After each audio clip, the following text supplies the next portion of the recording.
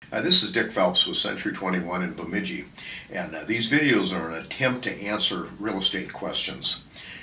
As a realtor, I follow a strict code of ethics. As a matter of fact, our code of ethics have been used as a model for many institutes' code of ethics. And the code of ethics, in it, we deal extensively with representation of clients.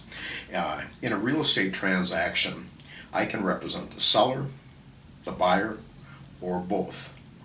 But no matter which side of the transaction I represent, I do nothing to the detriment of either party. In essence, representation is protection. Today I'd like to discuss the protection afforded the buyer when I represent that buyer. Buying a home may be the largest financial transaction of your life. My responsibility is to guide you through the process and protect your interests at all times. When a buyer finds a home they'd like to purchase, we sit down, we write an offer in the form of a several-page purchase agreement. The major parts are the price of the offer that we offer, the date of closing, whose name the deed is going to be in, and any contingency to the purchase agreement to include.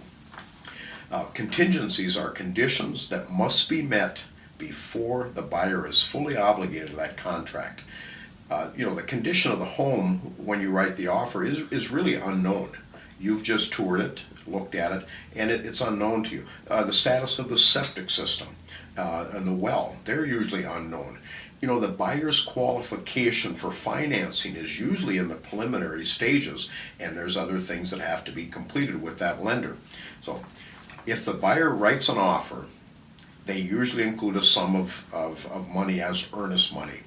Okay. If the buyer does not make the offer contingent upon these issues being cleared before closing, and they find issues with the home, they have no recourse to cancel. To protect the buyer, I write in contingencies for each of these issues that is pertinent, so that if one arises, the buyer can either request it be resolved, or they have the right to cancel and receive the return of their earnest money. A correctly written purchase agreement creates a safe and stress-free process for both parties.